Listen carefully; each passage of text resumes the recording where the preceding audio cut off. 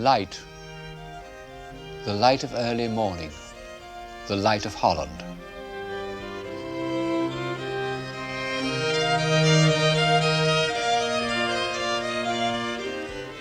It spreads over the flat fields, it's reflected in the canals, and it picks out distant towers and spires. This was the inspiration of the first great school of landscape, one might almost say skyscape painting.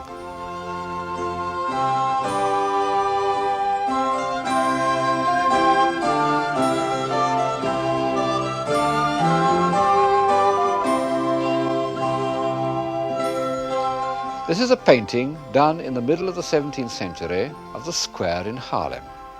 You can see it's an old painting because of the clothes the people are wearing, but I can walk into this picture, or rather, into the square.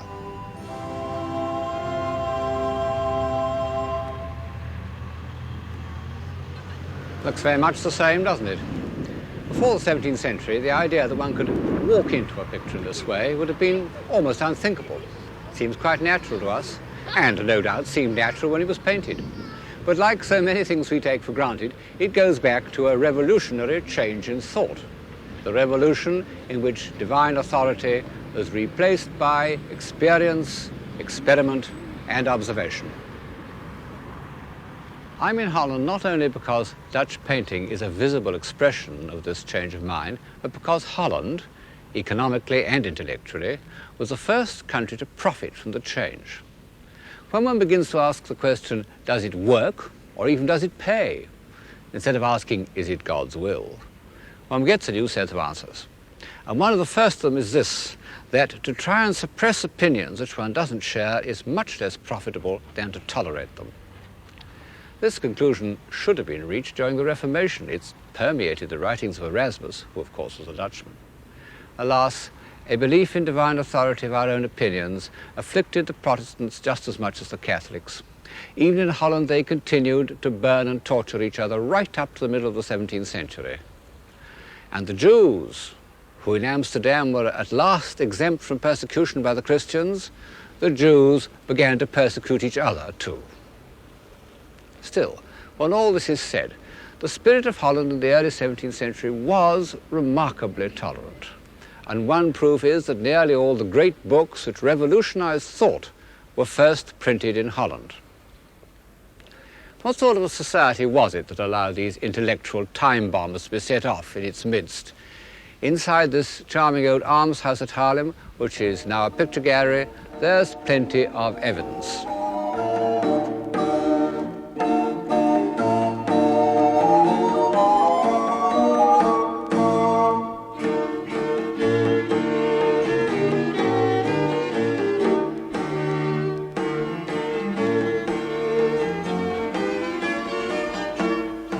We know more about what the 17th century Dutch looked like than we do about any other society, except perhaps the first century Romans. Each individual wanted posterity to see exactly what he was like, even if he was a member of a corporate group.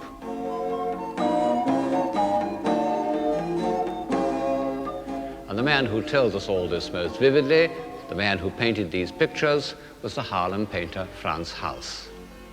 He is the supreme extrovert. I used to find his works, all except the last, revoltingly cheerful and odiously skillful. Now I love their unthinking conviviality, and I value skill more highly than I did. But I'll admit that his sitters don't look like representatives of a new philosophy. But out of these all too numerous group portraits of early 17th century Holland, something does emerge which has a bearing on civilization. These are individuals who are prepared to join in a corporate effort for the public good.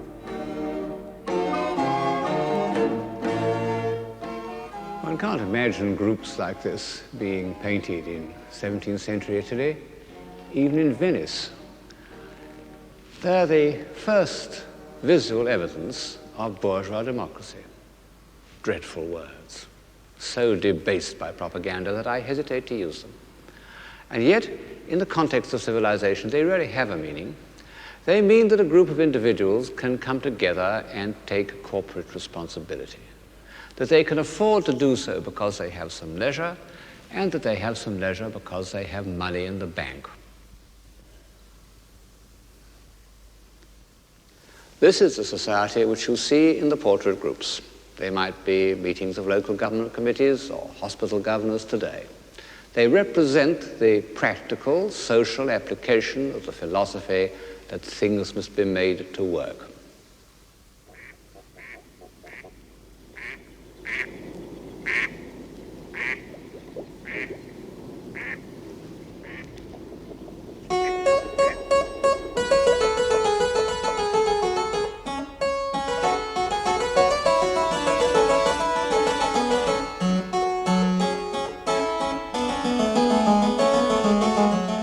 Amsterdam was the first centre of bourgeois capitalism. It had become, since the decline of Antwerp, the great international port of the north and the chief banking centre of Europe. Drifting through its leafy canals, lined with admirable houses, one may speculate on the economic system that produced this dignified, comfortable, harmonious architecture.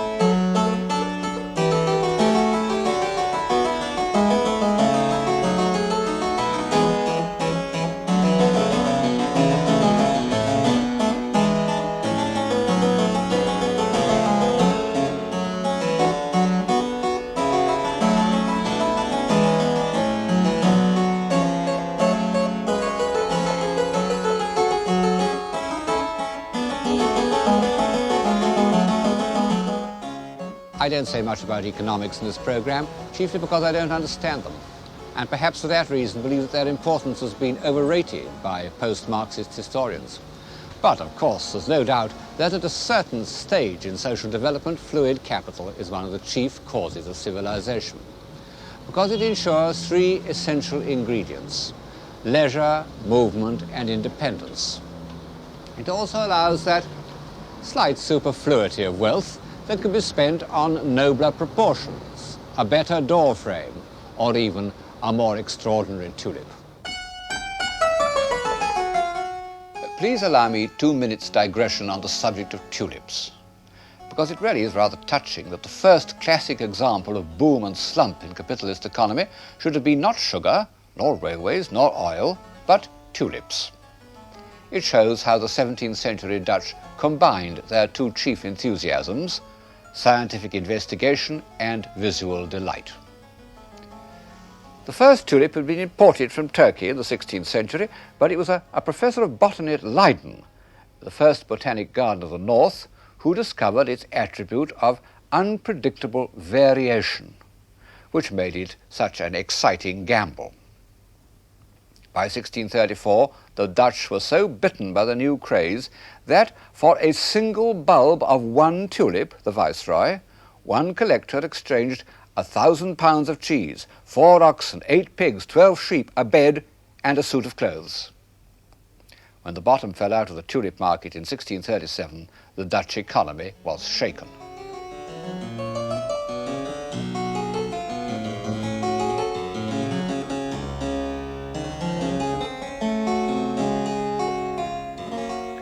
However, it survived for over 30 years and produced superfluities of the most seductive kind. What about this little clavichord? Isn't it enchanting? Better to look at than to listen to, I'm afraid. And large spacious rooms, black and white marble pavements, carved furniture, an agreeable way of life. Along the walls is gold-stamped leather, the most sumptuous wall covering I know. Unfortunately, this kind of visual self-indulgence very soon leads to ostentation, And this, in bourgeois democracy, means vulgarity. One can see this happening in Holland in the work of a single painter, Peter de Hooch. In 1660, he was painting these beautiful pictures of clean, simple interiors. 10 years later, they were very elaborate, hung with gold Spanish leather. The people are richer, and the pictures are less beautiful. Bourgeois capitalism led to a defensive smugness and sentimentality. No wonder that early Victorian painters imitated pictures of this kind. Every picture tells a story. It was a Dutch invention. This one is called A Visit to the Nursery. In addition to trivial anecdotes, the philosophy of observation involved a demand for realism in the most literal sense. In the early 19th century, Paul Potter's Bull was one of the most famous pictures in Holland. It's one of the first pictures that Napoleon wanted to steal for the Louvre. It's fallen out of favor now, but I must say I do find it absolutely fascinating. There are many ways of achieving reality, and this simple-hearted, laborious way that Potter has followed does seem to me to achieve something which couldn't be done in any other way. Isn't that fleecy neck of the sheep extraordinary? And look at those wild flowers. Above all, look at the cow's eye. The intensity with which Potter has looked at its forehead, at its strong hair and wet nose, is obsessive, what we've come to call surrealist. Of course, it's a young man's picture. It has the intensity of the early pre-Raphaelites, and indeed there is something almost nightmarish in the way that the young bull dominates the beautifully painted landscape in the distance.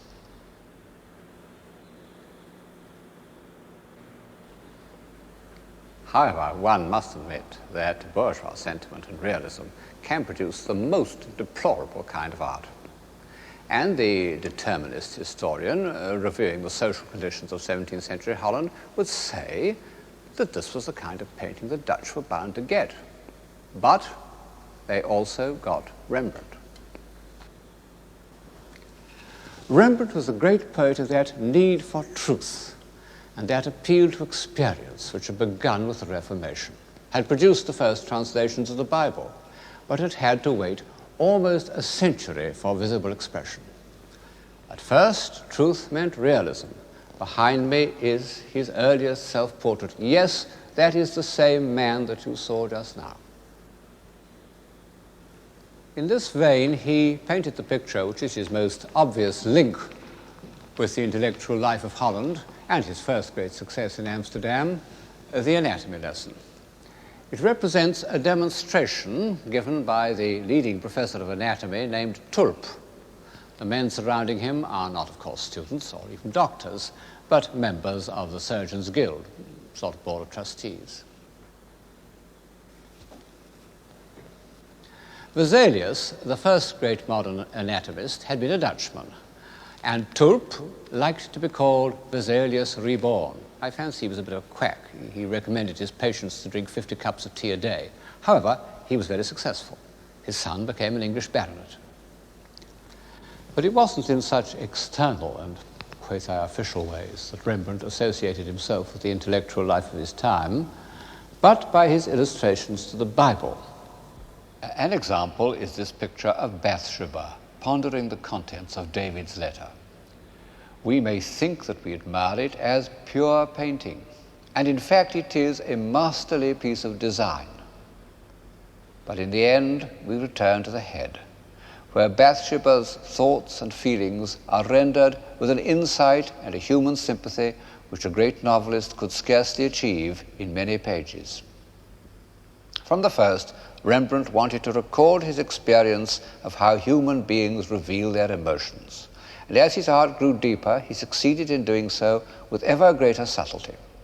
To my mind, one of the most moving examples is the picture known as the Jewish Bride. Nobody knows what its real title should be, but the subject that Rembrandt had in mind is evident. It is a picture of grown-up love, a marvelous amalgam of richness, tenderness, and trust. The richness expressed in the painting of the sleeves, the tenderness in the placing of the hands, the trust in the expression of the heads. Marvelous as Rembrandt's paintings are, I find more of his thoughts on human life, certainly his deepest and most intimate thoughts, in his drawings and etchings. His etchings are the fullest communication any artist has made since Dürer's engravings. And as with Dürer, Rembrandt has put as much into them as into any of his paintings. This is one of the most famous and elaborate of them, Christ healing the sick. And what a marvelous and completely original conception it is. Suffering humanity, poor people coming out of the shades, like the prisoners in Fidelio, lugging their sick on wheelbarrows and biers into the light of Christ's divinity. And on the left, these prosperous people, wondering, doubting, criticizing. How extraordinary that this great Tolstoyan picture of human life was done in the time of Richelieu and the beginning of Versailles. One can't talk about Rembrandt without describing the human and, if you like, the literary element in his work. His mind was steeped in the Bible. He knew every story by heart, down to the minutest detail. This is one of his favorite stories, The Prodigal Son. Just as the early translators felt that they had to learn Hebrew so that no fragment of the truth should escape them, so Rembrandt made friends with the Jews in Amsterdam and frequented their synagogues in case he could learn something that would shed more light on the early history of the Jewish people. But in the end, the evidence he used for interpreting the Bible was the life he saw around him.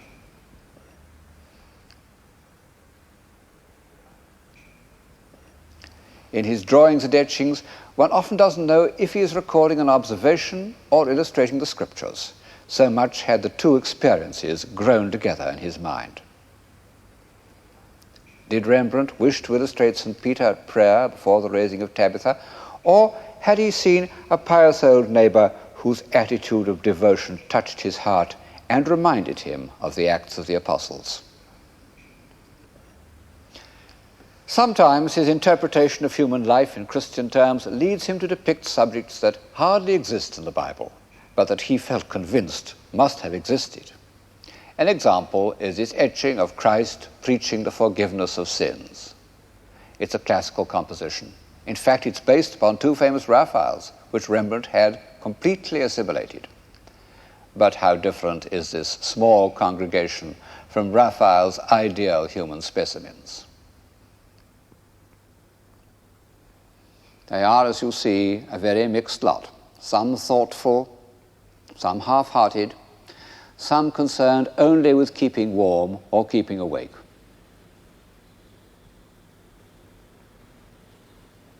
And the child in the foreground, to whom the doctrine of the remission of sins is of no interest, is concentrating upon drawing in the dust.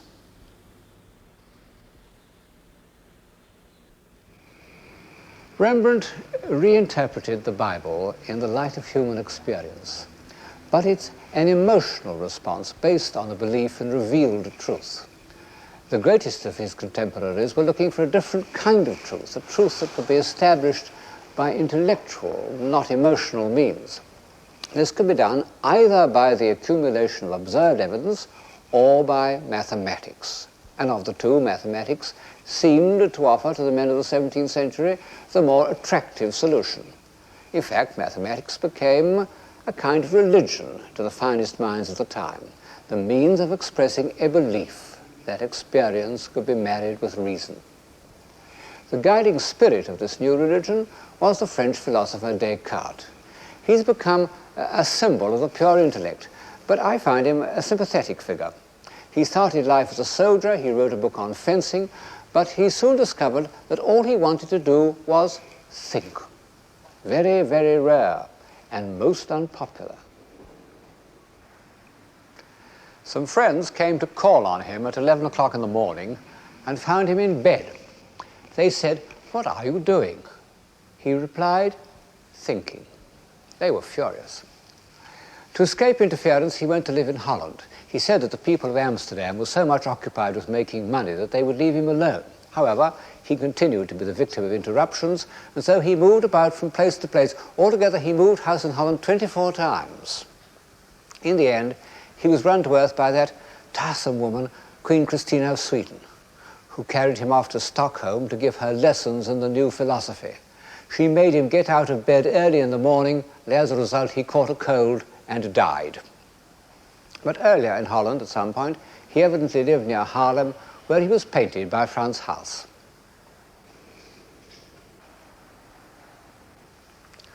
He examined everything rather as Leonardo da Vinci had done: the fetus, the refraction of light, whirlpools, all the Leonardo subjects. These are the original illustrations of Descartes' ideas. He thought that all matter consisted of whirlpools, with an outer ring of large curving vortices and an inner core of small globules sucked into the center. And whatever he meant by this, and perhaps he was only thinking of Plato, it's odd that he should have described exactly Leonardo's drawings of whirlpools, which I suppose he had never seen. But in contrast to Leonardo's restless, insatiate curiosity, Descartes had, almost to excess, the French tidy-mindedness, and all his observations were made to contribute to a philosophic scheme. It was based on absolute skepticism, the inheritance of Montaigne's summing up, que sais-je, what do I know? Only Descartes arrived at an answer: I know that I think. And he turned it the other way round: I think, therefore I am. His fundamental point is that he could doubt everything, but not that he was doubting. Descartes wanted to cut away all preconceptions and get down to bedrock of experience, unaffected by custom and convention. Well, one needn't look far in Dutch art to illustrate this state of mind. There has never been a painter who has stuck so rigorously to what his optic nerve reported as Vermeer of Delft. His work is without a single prejudice arising from knowledge or the convenience of a style. It's really quite a shock to see a picture which has so little stylistic artifice as his view of Delft. It looks like a colored photograph. And yet we know that it's a work of extreme intellectual distinction. It not only shows the light of Holland, but what Descartes called the natural light of the mind. In fact, Vermeer comes close to Descartes at many points. First of all, in his detached, evasive character. Vermeer didn't change house every 3 months. On the contrary, he loved his house in the square at Delft and painted it continually. His quiet interiors are all rooms in his house, but he was equally suspicious of callers. He told one eminent collector who had made a special journey to visit him that he had no pictures to show him, which was just untrue, because when he died his house was full of unsold pictures of all periods.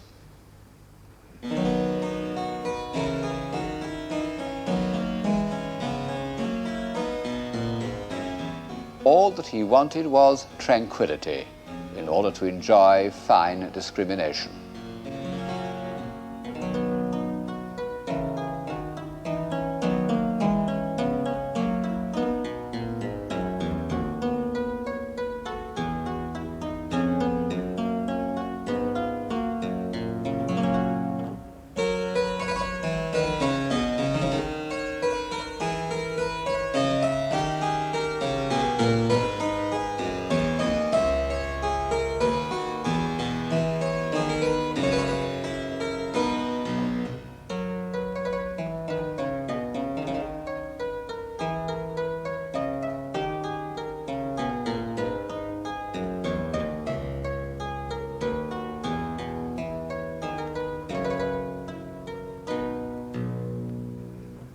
Study to be quiet.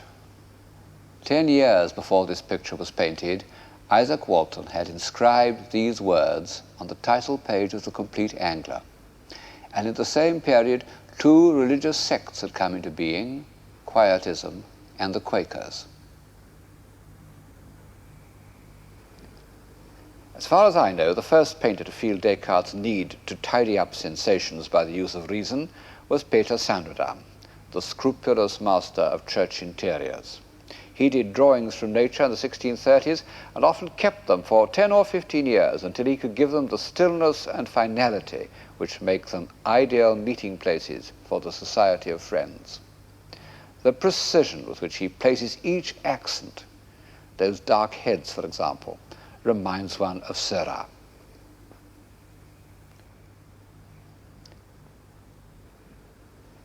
In a picture like this, the balance is tilted towards reason rather than experience. Vermeer manages to preserve an air of complete naturalism. Yet, what a masterpiece of abstract design he creates out of frames and windows and musical instruments. One is reminded of the most severely intellectual of modern painters, his compatriot, Mondrian. Are Vermeer's intervals and proportions the result of calculation, or did he discover them intuitively? No good asking such questions. Vermeer had a genius for evasion. But as soon as one mentions Mondrian, one remembers that one of Vermeer's characteristics separates him entirely from abstract modern painting: his passion for light. It's in this, more than anything else, that he links up with the other great men of his time. All the chief exponents of civilization, from Dante to Goethe, have been obsessed by light. One could take it as the supreme symbol of civilization. But in the 17th century, light passed through a crucial stage. The perfection of the lens was giving it new range and power. Vermeer himself recorded the increased importance of scientific investigation in pictures like this. He used the utmost ingenuity to make us feel the movement of light. He loved to show it passing over a white wall and then, as if to make its progress more comprehensible, passing over a slightly crinkled map. At least 4 of these maps appear in his pictures, and apart from their pleasantly light-transmitting surfaces, they remind us that the Dutch were the great cartographers of the age. Thus, the mercantile sources of Vermeer's independence penetrate into the background of this quiet room. In his determination to record exactly what he saw, Vermeer didn't at all despise those mechanical devices of which his century was so proud. The man seated at table talking to a laughing girl, it's a fairly early picture. Later on, Vermeer's figures wouldn't have broken the stillness with extrovert laughter. This man has the exaggerated proportions that one sees in photography.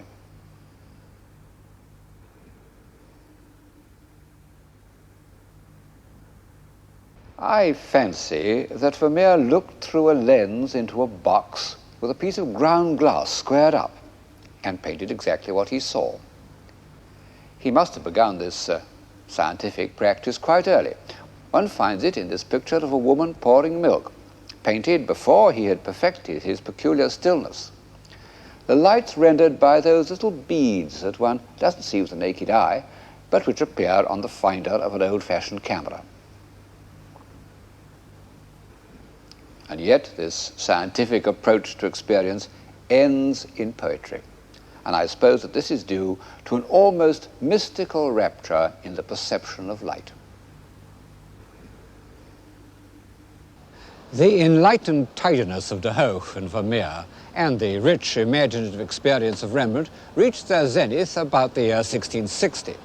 And in that year, on the night of May the 30th, Charles II of England dined in the Mauritshuis, and the next day he embarked from the Dutch beach at Scheveningen to regain his kingdom. And thus ended the isolation and austerity which had afflicted England under Cromwell for almost 15 years. And as so often happens, a new freedom of movement led to an outburst of pent-up energy.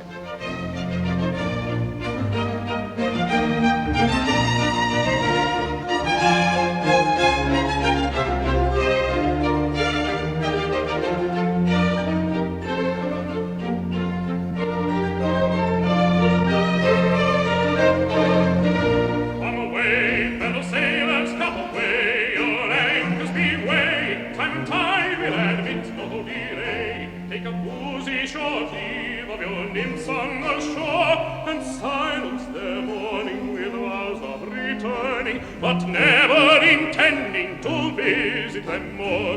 No, never intending to visit them more. No, never intending to visit them more. Come away, come away, come away, come away, come away. Your anchors be weighed, time to time, and it's no delay. Take a boozy short leave of your nymphs on the shore, and silence their mourning with vows of return, but never intending to visit them more. No, never intending to visit them more. No, never intending to visit them more. There are usually men of genius waiting for these moments of expansion, like ships waiting for a breeze. And on this occasion there was in England the brilliant group of natural philosophers who were to form the Royal Society. Christopher Wren, the young geometer who at that date was a professor of astronomy. Robert Boyle, who used always to be described as the son of the Earl of Cork and the father of chemistry. Halley, the discoverer of comets. And towering above all these remarkable scientists was Newton, one of the 3 or 4 Englishmen whose fame has transcended all national boundaries.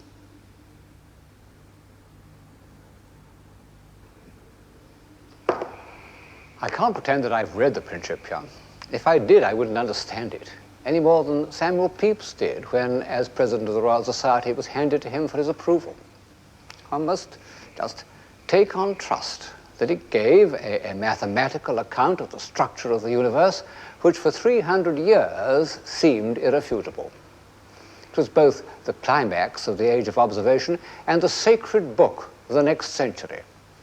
Pope, who had probably not has read as much of the Principia as I have, summed up the feelings of his contemporaries. Nature and nature's laws lay hid in night. God said, let Newton be, and all was light. Parallel with the study of light was the study of the stars. This is the octagon room of the original Royal Observatory at Greenwich, founded, as Charles II's warrant puts it, in order to the finding out of the longitude of places and for perfecting navigation and astronomy. And it draws together the threads of this program: light, lenses, observation, navigation, and mathematics. One can walk into that print almost exactly as one could walk into the square in Harlem. And in this bright, harmonious room, one seems to breathe the atmosphere of humanized science. That was Flamsteed's telescope, or very like it. This is similar to the quadrant with which he tried to establish the correct time. It was the great age of scientific instruments. Huygens's pendulum clock, Leeuwenhoek's microscope, Flamsteed himself, who made a giant sextant. They don't look very scientific to us. Indeed, the telescopes really look like something out of a ballet. One can't see through them at all, at least I can't. But nevertheless, the telescope, invented in Holland, although perfected by Galileo, seemed to bring the heavenly bodies within reach of understanding. This is the view of the moon, which Newton would have seen. And the microscope allowed a Dutch scientist named Leeuwenhoek to discover new worlds in a drop of water. This ferocious monster is a water flea. What beautiful pieces of design and craftsmanship astrolabes are, and continued to be for 400 years. And this armillary sphere is really what we think of as a work of art, a mobile. By twiddling it around, one can produce a kind of visual counterpoint. Even this equinoctial dial shows the impress of human personality, what you can call a style. And what about this diptych dial? Oh, one can't imagine a prettier bibelot, and yet it was genuinely scientific, I suppose. Art and science haven't yet drawn apart. And these instruments are not only means to an end, but symbols. Symbols of hope that man might learn to master his environment and create a more reasonable society. And such they remained until the end of the 19th century. When Tennyson was told that a Brahmin had destroyed a microscope because it revealed secrets that man should not know, he was profoundly shocked. Only in the last 60 years or so have we begun to feel that the descendants of these beautiful shining objects may destroy us. This room full of light, this shining enclosure of space, was designed by Sir Christopher Wren. It was built on the spur of a hill overlooking the old Palace of Greenwich, and this too was rebuilt by Wren, transformed from a palace into a naval hospital. How much of what we see is from his design, it's hard to say. By the time the buildings were going up, he was prepared to leave their execution to his two very able assistants at the Board of Works, Sir John Vanbrugh and Nicholas Hawksmoor. But he certainly provided the plan. And the result is the greatest architectural unit built in England since the Middle Ages. It's sober without being dull, massive without being oppressive. What is civilization? A state of mind where it's thought desirable for a naval hospital to look like this and for inmates to dine in a splendidly decorated hall. In fact, one of the finest rooms in England, with a magnificent painted ceiling in the Baroque manner.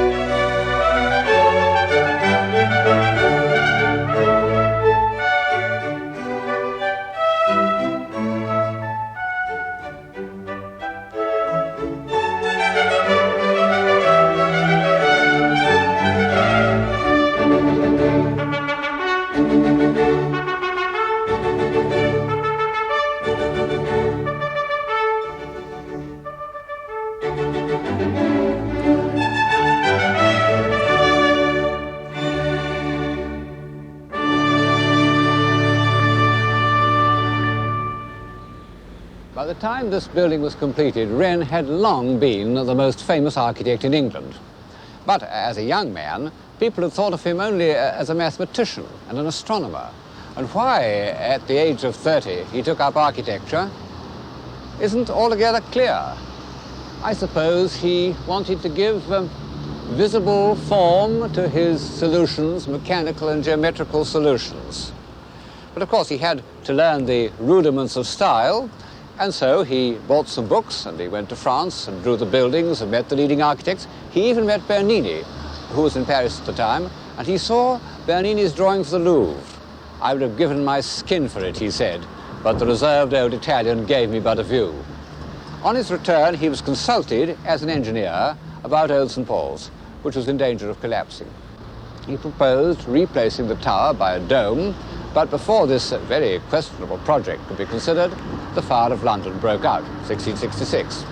It ended on September the 5th, and 6 days later, Wren submitted a plan for rebuilding the city. And only then was the ingenious Dr. Wren fully committed to architecture. Ingenious is the word for the results that followed, the 30 new city churches.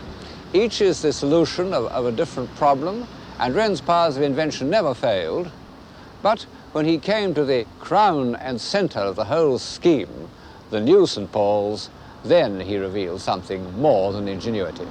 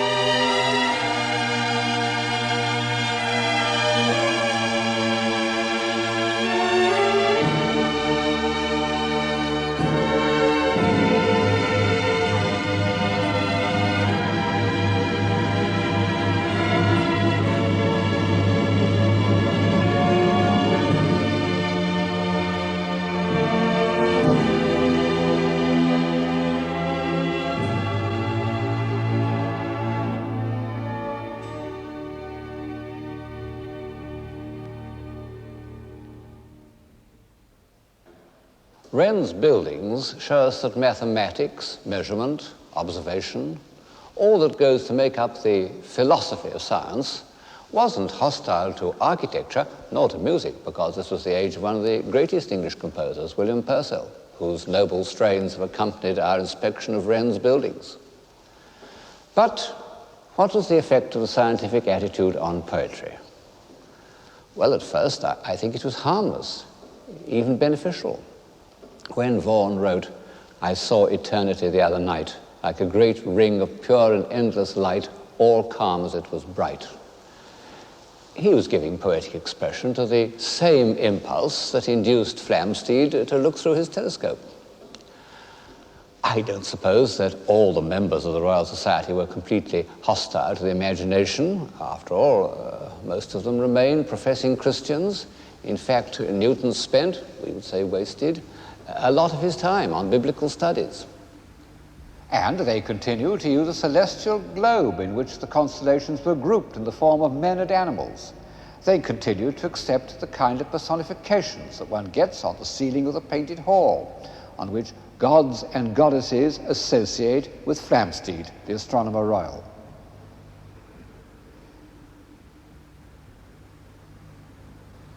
But all the same, they recognized that all these were fancies, that reality lay elsewhere in the realm of measurement and observation. A rather ridiculous character called Spratt, who wrote a history of the Royal Society, published the same year as Milton's Paradise Lost, said, "Poetry is the parent of superstition." And so began that division between scientific truth and the imagination, which was to kill poetic drama and give a slight feeling of artificiality to all poetry during the next 100 years. However, there was a compensation, the emergence of a clear, workable prose. It was a tool of the new philosophy, almost as much as Stevens's decimal system was a tool of the new mathematics. And this was particularly true of France. For about 300 years, French prose was the form in which the European intelligence shaped and communicated its thoughts about history, diplomacy, definition, criticism, human relationships, everything really, except metaphysics. It's arguable that the non-existence of a clear, concrete German prose has been one of the chief disasters of European civilization. There's no doubt that in its first glorious century, the appeal to experience achieved a triumph for the Western mind. Between Descartes and Newton, Western man created those instruments of thought that set him apart from the other peoples of the world. And if you look at the average 19th century historian, a man like Buckle, you'll find that to him, European civilization seems almost to begin with this achievement. The strange thing is that none of these writers, except perhaps Ruskin, seem to notice that the triumph of rational philosophy had resulted in a new form of barbarism.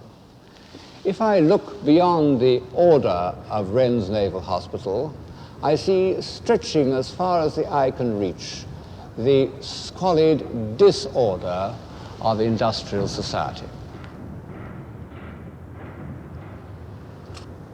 It's grown up as a result of the same conditions that allowed the Dutch to build their beautiful towns and support their painters and print the works of philosophers. Fluid capital, a free economy, a flow of exports and imports, and its lack of interference, a belief in cause and effect. Well, every civilization seems to have its nemesis, not only because the first bright impulses become tarnished by greed and laziness, but because of unpredictables. And in this case, the unpredictable was the growth of population. The greedy became greedier, the ignorant lost touch with traditional skills, and the light of experience narrowed its beam so that a grand design like Greenwich became simply a waste of money.